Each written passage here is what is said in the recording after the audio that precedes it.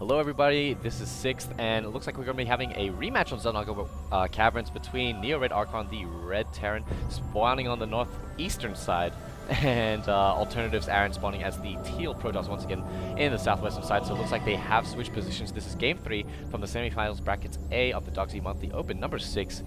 And yeah, so the series currently stands as 1-1. Essentially forcing a best-of-3 situation, so both players definitely have their backs to the wall. Archon coming in here with a little bit of momentum. He was able to take out the second game on this very same map, which does mean that Alt Aaron actually chose this map once again, and Archon did not choose to veto it. So this signals to me that both players definitely feel very confident on this map. They think they can win, and I really feel that the last game was a bit more tight than it appeared to be at the end. Of course, not to take away from Archon's brilliant positioning in that last game, but yeah, I mean, like, Aaron definitely did not play poorly, and I really think it was just a matter of positioning of units, and unfortunately Aaron got caught in the middle of the caverns. And already we do see Archon doing a little bit of scouting inside his main. You know, this is a tournament, you do want to be a bit more productive with your scouting. Some players scout too much sometimes, but yeah, I guess to each his own. And speaking of scouting, Archon is going to be sending his SCV behind these reeds before sending it to his opponent's main, which is just another sign of a little bit of nerves. And one more reminder, just to go on to sc2sea.com and sign up for the Dogsi Monthly Open 7 qualifiers. I do believe that qualifiers are running throughout the next few weeks, and you can register at the moment. Go into the draw, go into the competition to potentially win $200 or $100, and perhaps some free beta keys from Closing Synapse, our sponsor. Open command going up right now, and the first refinery has indeed gone down, so Aaron not going to be seeing any T-Rex play in this third game. However, he will be putting down his cybernetics core behind the mirror line, going to be able to wall up this off completely and shut down any potential, you know, Hellion drops. This just helps with the positioning a little bit, and help box in those faster units, I guess. So this probe is just going to be hanging out here by the natural, and it looks like the Tech Lab is going to be building on the barracks. First Marauder in production right now. Is he going to get an upgrade? Yes, he is going to be getting the early concussive shell upgrade. Very, very good against the early gateway pushes, just so that you can pick off the straggling units if the Protoss is forced to retreat.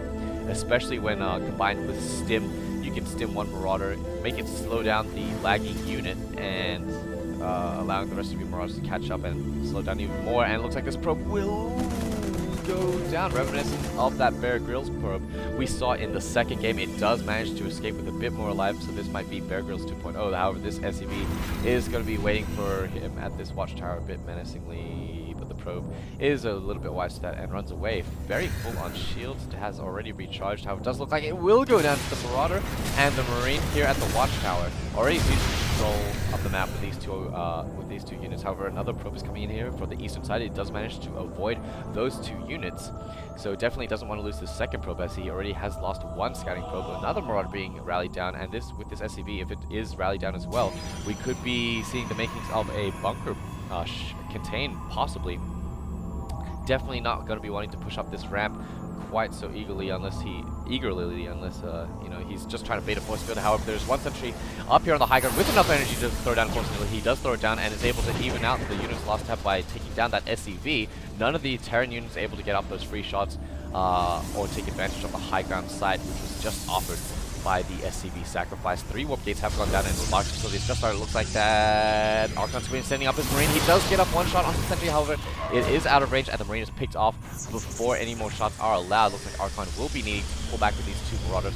This probe able to take out the Zelnaga watchtower for the time being, at least.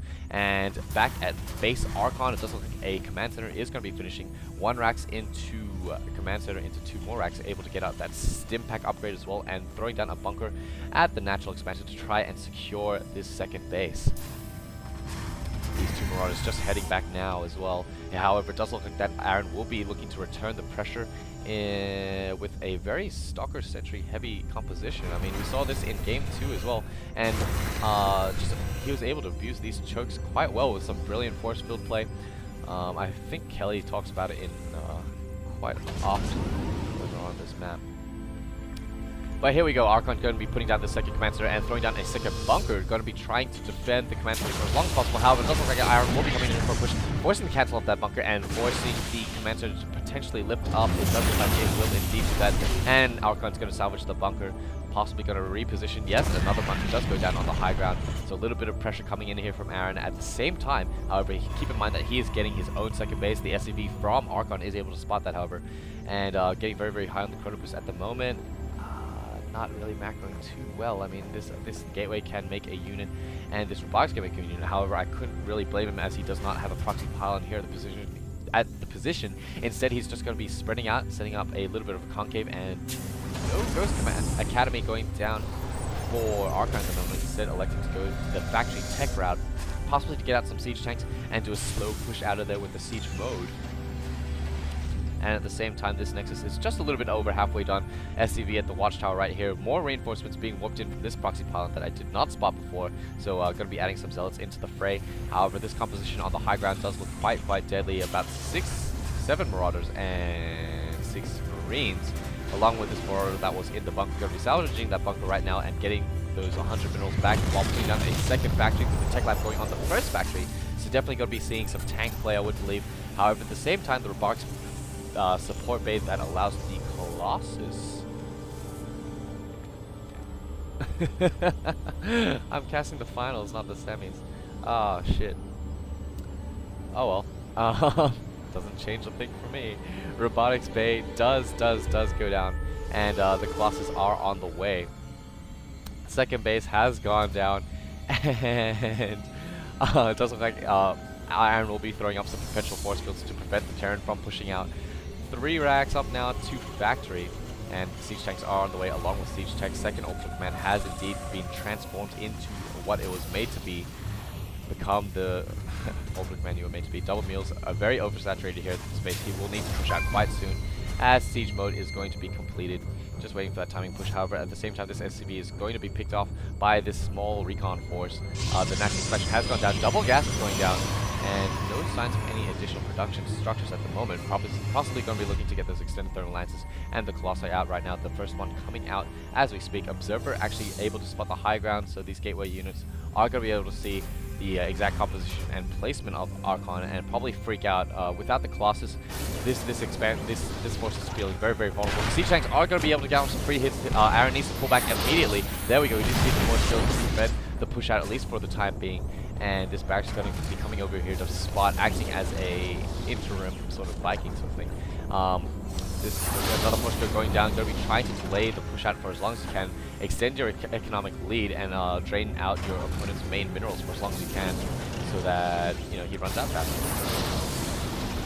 Another force going down, so such great contain going down now. Scan finally going down to pick off that observer, which was just helping Aaron spot the army replacement, and now he's wisely going to pull back.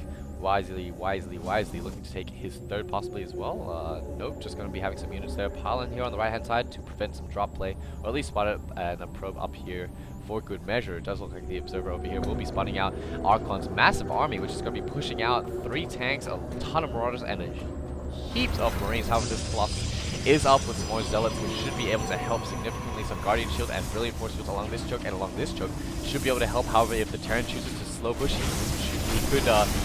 he could cause some trouble for Aaron at the moment. No ghosts on the way. He does that zealot going down immediately. A guardian shield going up, and Smash Force is going to be trying to pick up some units here at least, and he will be training some zealots actually. He needs to use the Colossus. Needs to abuse the range to take out the remaining units. Second one Colossus finally on the field. Third one on the way, along with the Forge and the Twilight Council. Extended thermal lance just completing as well. Scan going down to spot the exact numbers and composition of the Protoss army. It doesn't look like he will be looping around here, leapfrogging with his tanks. Nice play right here, and going with moving his bio army onto the cover of the tanks, and possibly do a run by as they are under the cover of the tanks. In fact, drawing out the Protoss army, and Max Force is cutting off the half the army. However, they are able to move around to help with that impact, but it doesn't look like the loss will be too much in this particular engagement. This one on 7 kills. 3.